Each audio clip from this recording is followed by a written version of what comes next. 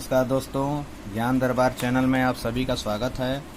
आज हम लोग विलयन चैप्टर का जो ये पाठ्य निहित प्रश्न है, इन प्रश्नों का वो आज हम लोग हल करेंगे। अगर ये प्रश्न अगर आपको पहले से आ रहे हैं तो बिल्कुल अच्छी बात है। अगर आपने घर पर ट्राई किया है तो बहुत अच्छी बात है। लेकिन मैं इसका सॉल्यूशन बता दे रहा हूँ। जो विद्यार्थी नहीं कर पा रहे हैं, मैं उनके लिए ये इसका सॉल्यूशन बता रहा हूँ। तो पहला प्रश्न जो है, इसमें दिया है कि यदि 22 ग्राम बेंजीन में 22 ग्राम कार्बन टेट्राक्लोराइड घुली हो तो बेंजीन एवं कार्बन टेट्राक्लोराइड के द्रव्यमान प्रतिशत की गणना करें। मतलब दो पदार्थ हैं, एक बेंजीन है और एक कार्बन टेट्राक्लोराइड है। दोनों का वजन दिया है कितना, 22 ग्राम 22 ग्राम। तो हमें इसका क्या निकालना है, द्रव्यमान प्रतिशत की गणना करें, यही हमको निकालना है। तो चलिए इसको सॉल्व करते हैं। हमको द्रव्यमान प्रतिशत तो आता ही है निकालने। तो बेंजीन कितना दिया है, बेंजीन का द्रव्यमान दिया है कितना, 22 ग्राम। ओके। और कार्बन टेट्राक्लोराइड, इसका वजन कितना भी दिया है, 22 ग्राम। तो मान लेते हैं कि एक क्या है, विलेय है और दूसरा क्या है, विलायक है। ओके। एक मान लेते हैं विलेय है और दूसरा क्या है, विलायक है। और दोनों का हमको क्या निकालना है, द्रव्यमान प्रतिशत निकालना है। तो आपको मालूम है विलयन बराबर क्या होता है, विलयन बराबर होता है विलेय प्लस विलायक।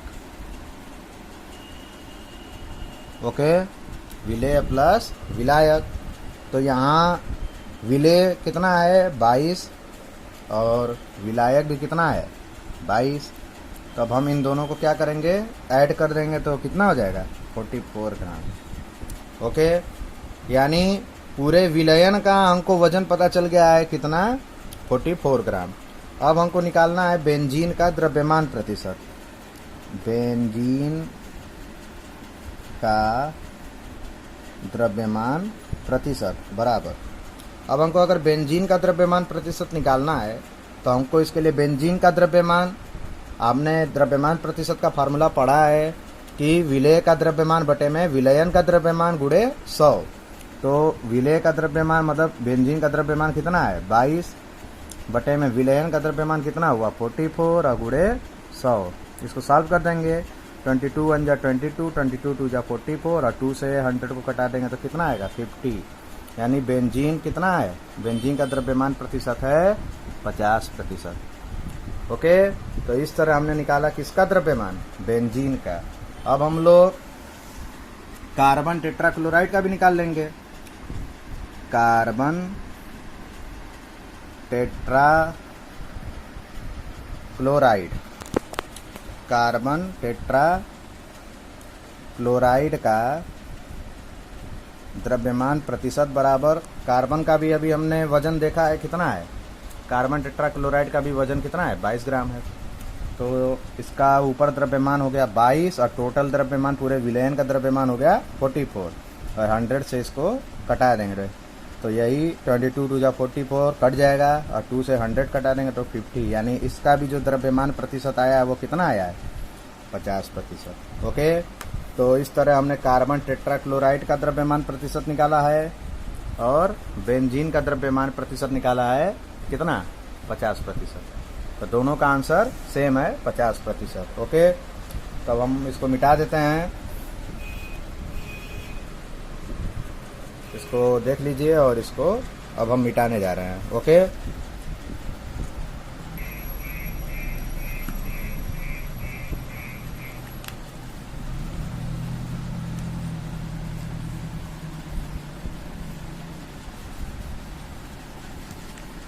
इसके बाद हम लोग नेक्स्ट क्वेश्चन करेंगे।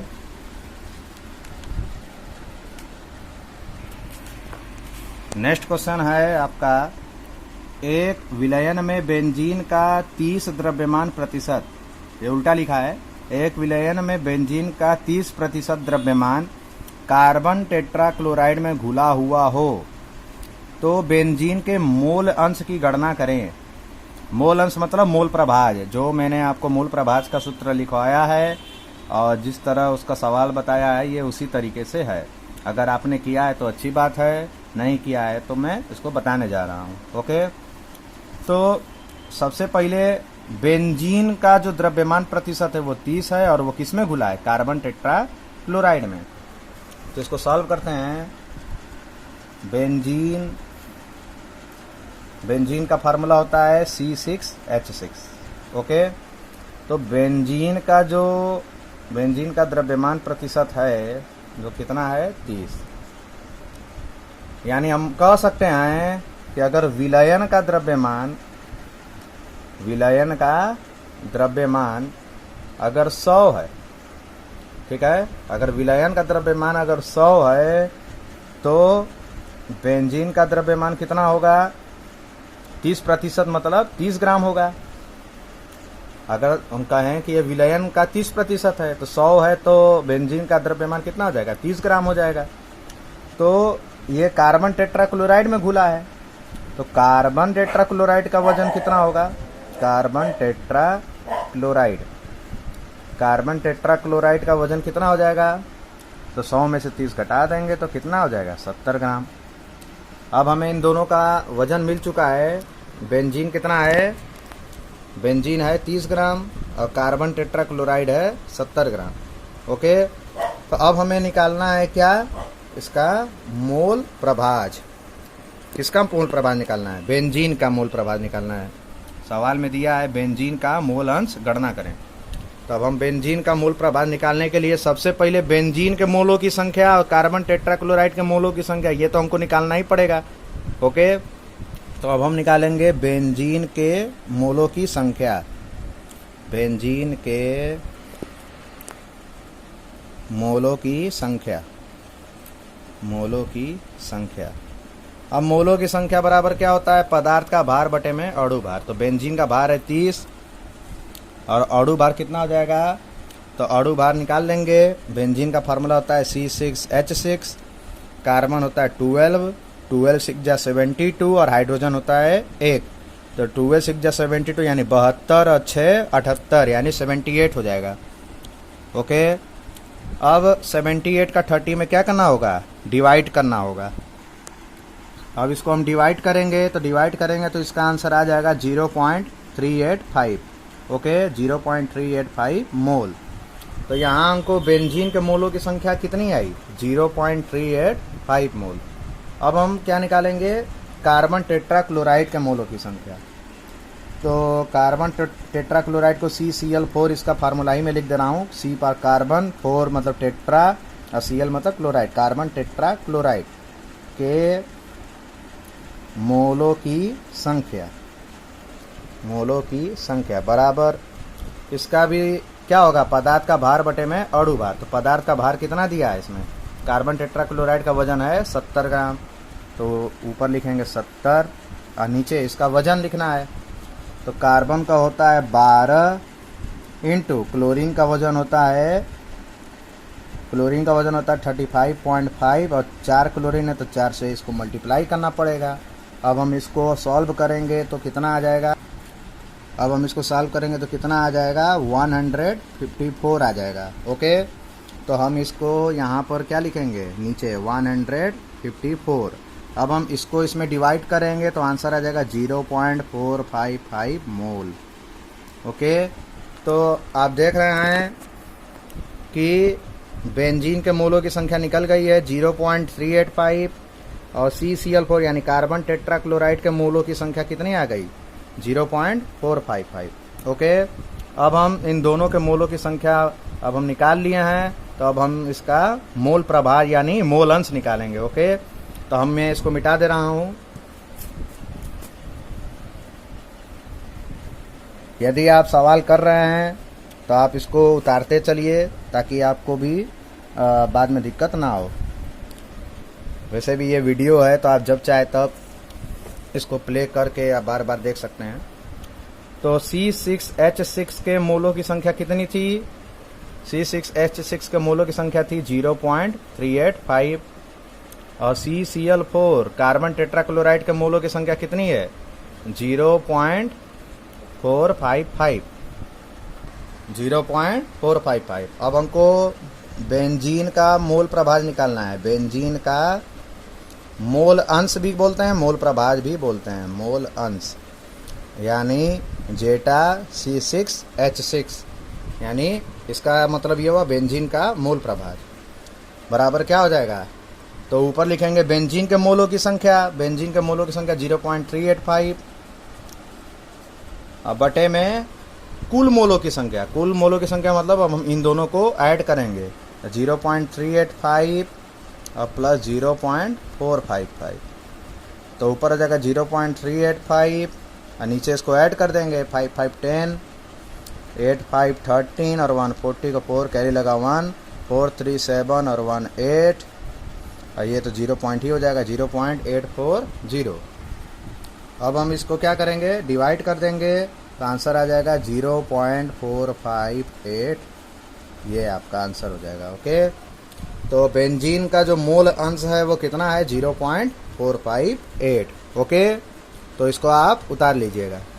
अब हम लोग 2.3 का सवाल लगाएंगे। इसमें हमको मोलरता ज्ञात करनी है। क दिया है 30 ग्राम CONO3 twice into 6H2O 4.3 litre विलयन में घुला हुआ हो। मतलब ये पदार्थ है 4.3 लीटर विलयन में अगर घुला है और इसका वजन अगर 30 ग्राम है तब मोलरता निकालनी है। और ख दिया है 30 ml, मतलब विलयन का आयतन है 0.5 m, यानी ये पहले से ही मोलरता दिया है। अगर 30 ml H2SO4 की मोलरता 0.5 m है तो 500 ml तनु करने पर मोलरता कितनी होगी, ये हमको निकालना है दोनों केसेस में। ठीक है ना? तो हम पहले क वाला सॉल्व करेंगे फिर ख वाला सॉल्व करेंगे। ठीक है ना?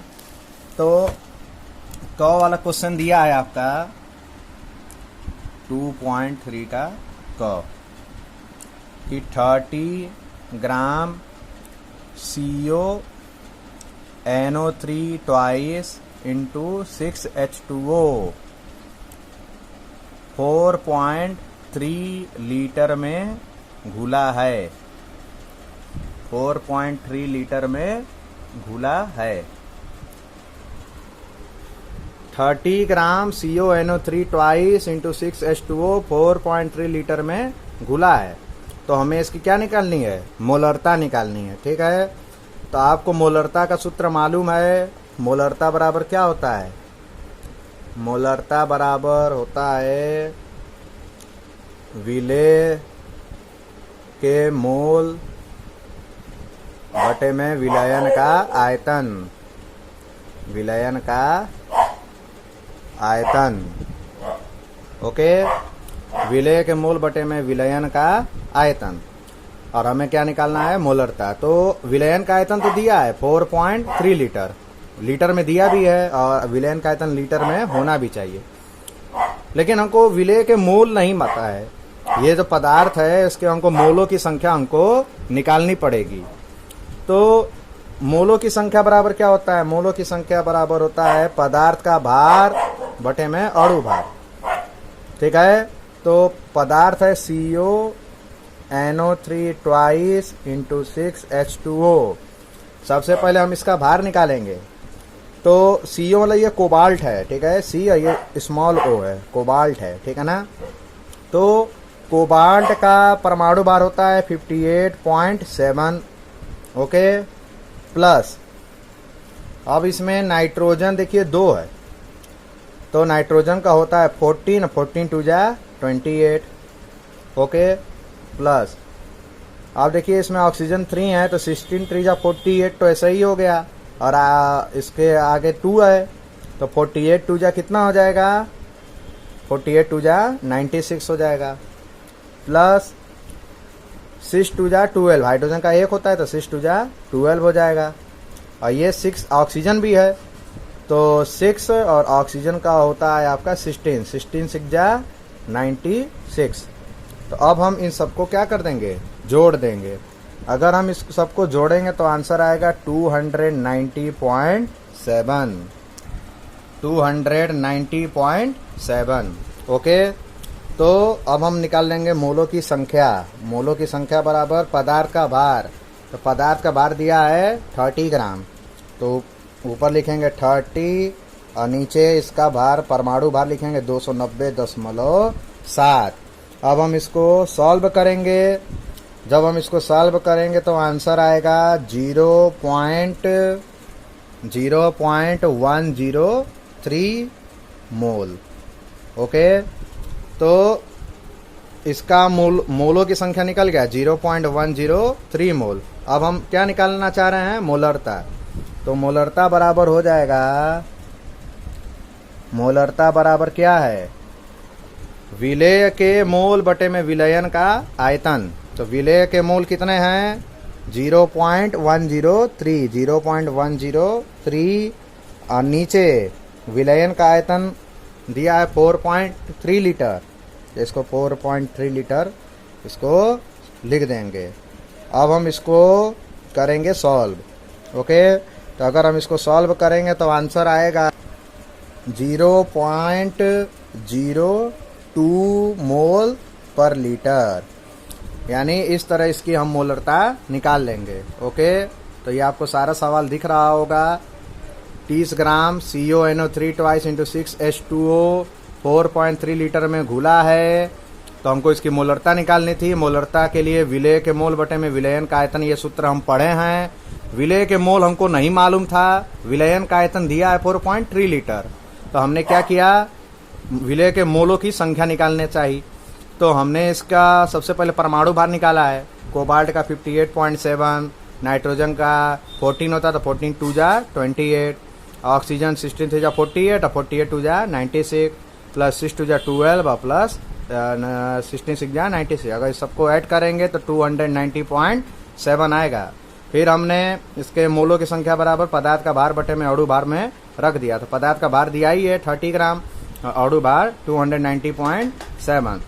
अब हमने इसको डिवाइड किया तो 0.103 मोल आ गया, और मोलरता में इसको हमने फिर से रख दिया फार्मूले में। विलेय के मोल 0.103 और विलयन का आयतन 4.3। तो हमने इसको सॉल्व किया तो कितना आया, 0.02 मोल पर लीटर। ओके, तो अब मैं इसको मिटा रहा हूँ और क्वेश्चन नंबर इसका ख करने जा रहा हूँ। ओके,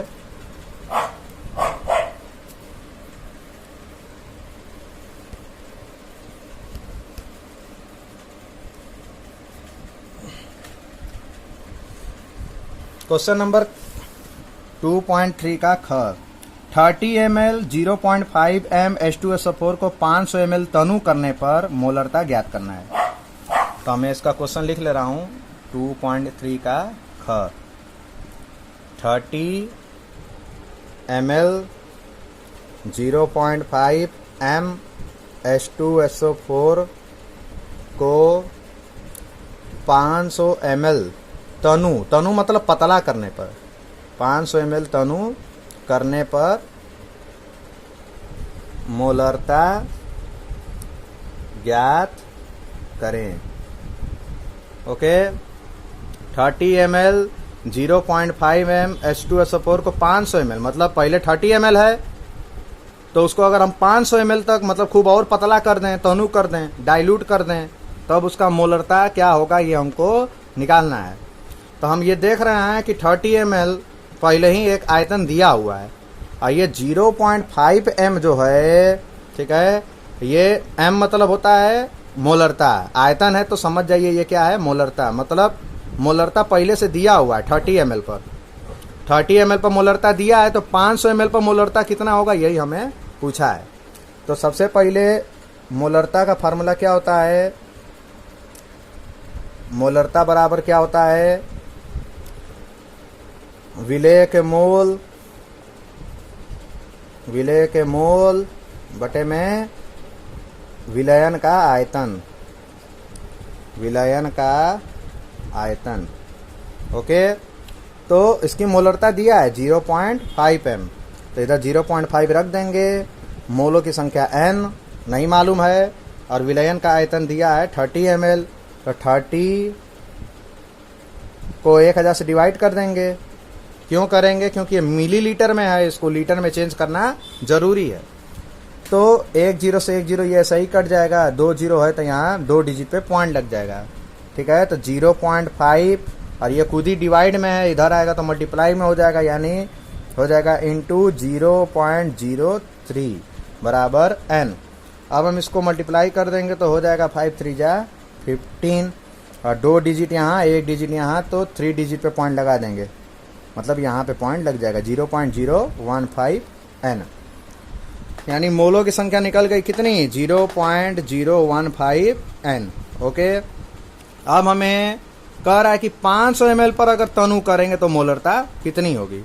तो ये तो पहले टर्म में मोलों की संख्या निकाल लिए, मोलों की संख्या तो उतनी ही होगी, वो तो बदल नहीं रही है। ठीक है, तो अब हम फिर से मोलरता का फार्मूला पे इसको रखेंगे। ओके, तो इसको मैं इधर सॉल्व कर दे रहा हूं। फिर से लिखेंगे, मोलरता को हम m से डिनोट कर देना है। मोलरता बराबर हो जाएगा मोलों की संख्या बटे में आयतन। आयतन वो भी किस में होना चाहिए? लीटर में। तो हमको मोलरता अब निकालनी है, n मतलब मोलों की संख्या, मोलों की संख्या 0.015 निकाल चुके हैं, तो 0.015 ले लेंगे और आयतन दिया है 500 ml, तो 500 ml को 1000 से डिवाइड करेंगे तो हो जाएगा 500 अपान 1000। 1 0 से 1 0 कैंसिल, 1 0 से 1 0 कैंसिल और 1 0 से पॉइंट लग जाएगा, यानी यम बराबर हो जाएगा 0.015 अपान 0.5। तो अब इसको सॉल्व करेंगे तो आंसर आ जाएगा 0.03 मोल पर लीटर। ओके, यानी 30 ml पर जो मोलरता थी 0.5 m है, तो 500 ml पर मोलरता कितनी होगी? 0.03 मोल पर लीटर। ओके, तो ये आपका सारा सवाल है, इसको मैंने सॉल्व किया है। पहले मोलरता के सूत्र से मोलों की संख्या निकाल ली और मोलों की संख्या को इसमें रख के, और विलयन का आयतन जब 500 ml था तो उसको सॉल्व करके हमने मोलरता को ज्ञात किया है। ओके, तो ये आपका फाइनल आंसर है। अब हम अगले क्वेश्चन की तरफ चलेंगे। अब हम लोग नेक्स्ट क्वेश्चन की तरफ चलते हैं। नेक्स्ट क्वेश्चन है, यूरिया NH2CO NH2 के 0.25 मोलर 2.5 किलोग्राम जलीय विलयन को बनाने के लिए आवश्यक यूरिया के द्रव्यमान की गणना करें। मतलब अगर यूरिया का जो मोलर है वो अगर 0.25 है तो 2.5 किलोग्राम विलयन बनाने के लिए कितना यूरिया लगेगा, मतलब यूरिया का वजन बताना है। 2.5 किलोग्राम विलयन में कितना होगा।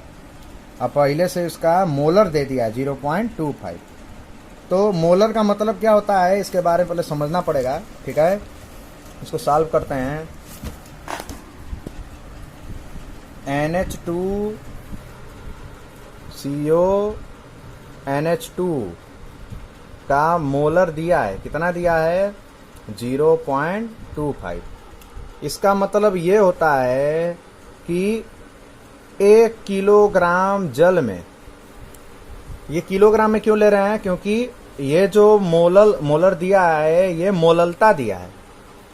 ठीक है, अगर सवाल में अगर आयतन में दिया होता तो मोलरता बोलते, तब हम 1 लीटर जल कहते, लेकिन सवाल में किलोग्राम दिया है इसलिए हम मोललता के टर्म में लेंगे।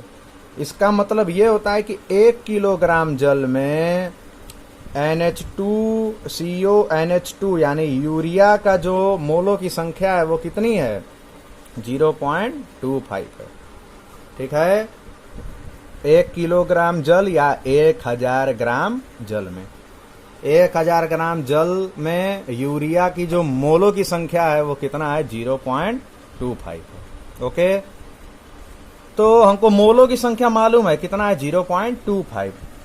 मोलों की संख्या का फार्मूला क्या होता है? मोलों की संख्या बराबर होता है पदार्थ का भार बटे में अणु भार। पदार्थ का भार बटे में अणु भार। ओके, तो मोलों की संख्या हो गया 0.25। पदार्थ का भार तो हमको निकालना है, मान लेते हैं W, और अणु भार कितना होगा? तो अणु भार निकालना पड़ेगा। NH2CO NH2 इसका सूत्र है, तो नाइट्रोजन का 14 प्लस हाइड्रोजन 2 है तो 2 प्लस कार्बन 12, फिर ऑक्सीजन 16, फिर नाइट्रोजन 14 और हाइड्रोजन 2 है तो 2। अब इस सबको जोड़ देंगे तो हो जाएगा 0.25 बराबर W और नीचे हो जाएगा 60। अभी 60 को इधर लेके आएंगे तो 0.25 गुणे 60 बराबर W, मल्टीप्लाई करेंगे तो 0.15 आ जाएगा। सॉरी 0.15 नहीं, 1 0 से तो इधर ही हो जाएगा, 2.5 छक्का 15 ग्राम। मतलब कि यूरिया अगर 1000 ग्राम जल में यूरिया का वजन देखें तो कितना है, 15 ग्राम है। यानी 1000 ग्राम जल में यूरिया का जो द्रव्यमान है वो 15 ग्राम है। और सवाल में कहा है कि 2.5 किलोग्राम जलीय विलयन में यूरिया का मात्रा कितना होगा, यही सवाल हमसे पूछा है। तो अब हम यहाँ पे चलेंगे आगे। मैं इसको मिटा दे रहा हूँ थोड़ा देर के लिए, या रहने देते हैं, इधर से ही करते हैं। सवाल में दिया था कि 2.5 केजी जल में यूरिया कितना ग्राम है। 2.5 किलोग्राम विलयन में, जलीय विलयन में, ठीक है ना, जलीय विलयन में यूरिया कितना ग्राम है, ठीक है ना, यही सवाल में पूछा है हमसे। ठीक है, 2.5 किलोग्राम जलीय विलयन में यूरिया कितना ग्राम है। ठीक है, तो अगर इधर यूरिया का वजन कितना है 15 ग्राम और 1000 ग्राम कितना वजन है जल का, तो पूरे विलयन का वजन कितना हुआ, विलयन का वजन हो गया 1000 प्लस 15, जोड़ेंगे तो 1015 ग्राम। अगर एक किलोग्राम में चेंज करना है तो 1000 से डिवाइड करेंगे, यानी 1.015 केजी। यानी अगर हम कहें कि 1.015 किलोग्राम जलीय विलयन में, ये तो पूरा विलयन हो गया, 1.015 किलोग्राम जलीय विलयन में यूरिया की मात्रा कितनी है 15 ग्राम। ठीक है, तब हम लिखते हैं 1.015 में यूरिया की मात्रा कितनी है 15 ग्राम। ठीक है, 1.015 केजी में यूरिया का मात्रा कितनी है 15 ग्राम। तो हमसे पूछा है कि 2.5 किलोग्राम, तो पहले आप क्वेश्चन करिए 1 किलोग्राम में कितना होगा। जैसे हम कहें कि 4 गो आम का दाम है इतना रुपया, ठीक है, तो 1 आम का कितना होगा, तो भाई आप क्या करेंगे, इधर का अंक ला के डिवाइड ना करेंगे, तो हम भी यही करेंगे।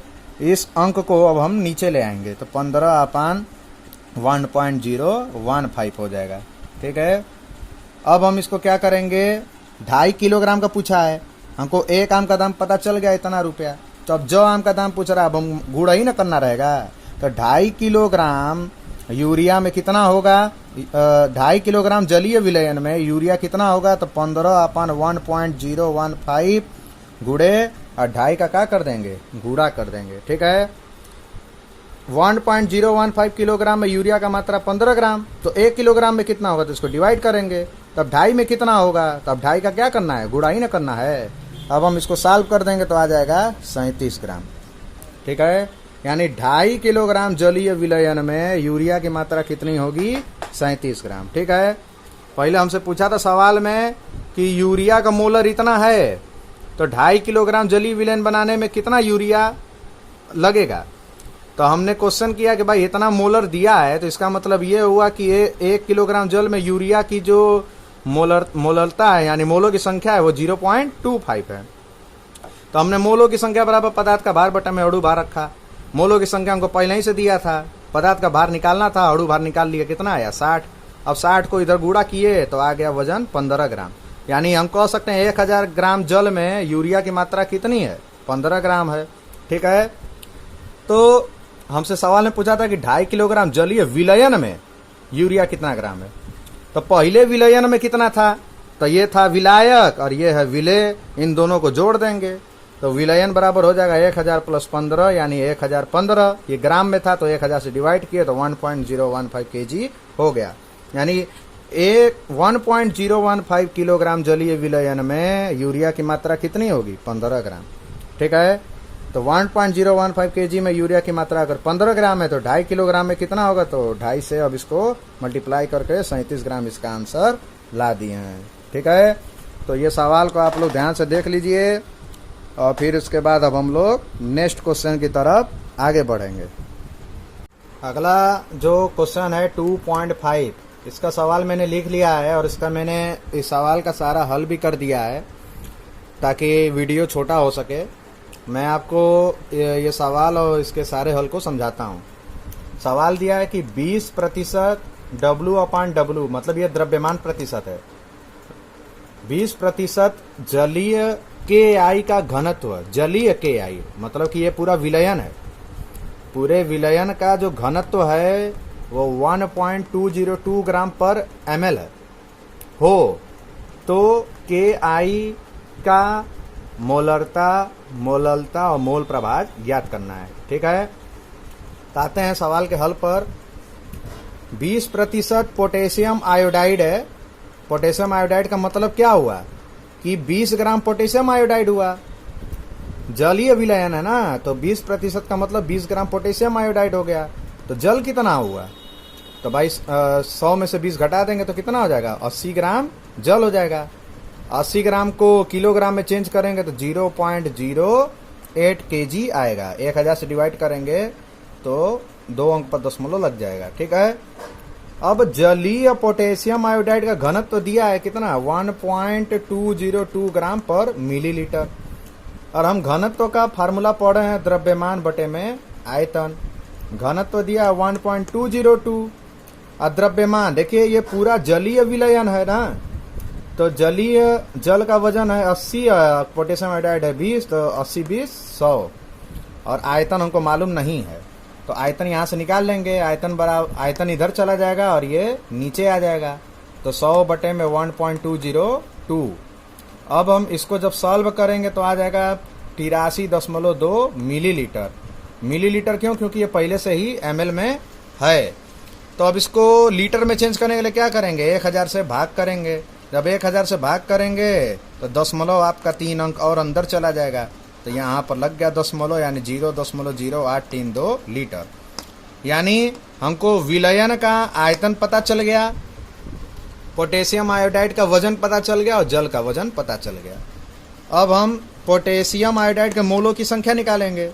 पोटेशियम आयोडाइड के मोलों की संख्या बराबर पदार्थ का भार बटे में अणु भार, तो पदार्थ का भार 20 और अणु भार हो गया पोटेशियम का 39 यानी 39 और आयोडीन का हो गया 127। इन दोनों को जोड़ के इससे डिवाइड करेंगे तो आ जाएगा 0.120 मोल। ओके, उसी तरह पानी के भी मोलों की संख्या निकालेंगे। इन दोनों के मोलों की संख्या क्यों निकाल रहे हैं? क्योंकि हमको मोल प्रभाज भी ज्ञात करना है। ठीक है, तो मोल प्रभाज में दोनों के मोलों की संख्या की जरूरत पड़ेगी, इसीलिए ये सारा काम पहले कर ले रहे हैं।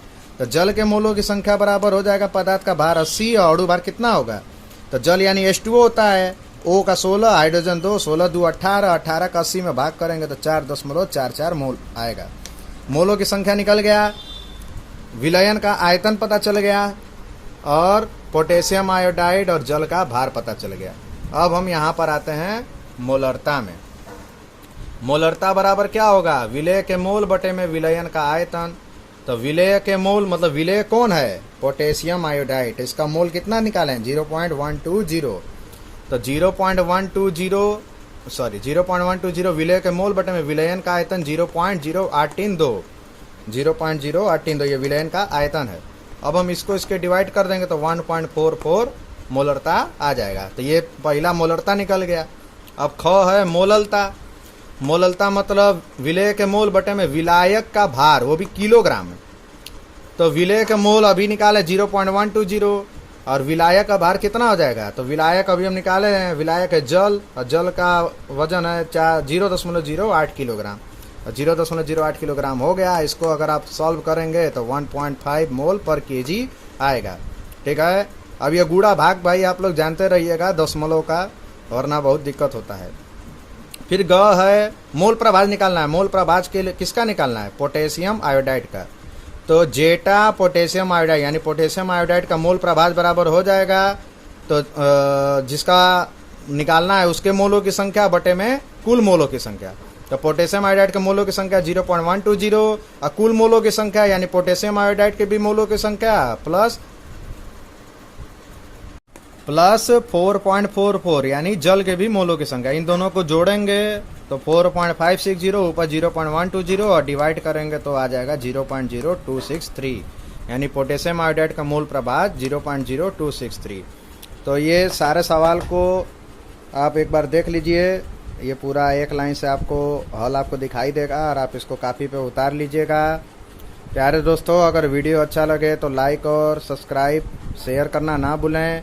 अपने दोस्तों को भी ये वीडियो दिखाएं और यूपी बोर्ड की तैयारी, चाहे जो भी हिंदी माध्यम का जो भी परीक्षाएं हैं बोर्ड की, आप इसकी तैयारी इस चैनल के द्वारा कर सकते हैं। तो वीडियो देखने के लिए शुक्रिया। Thank you.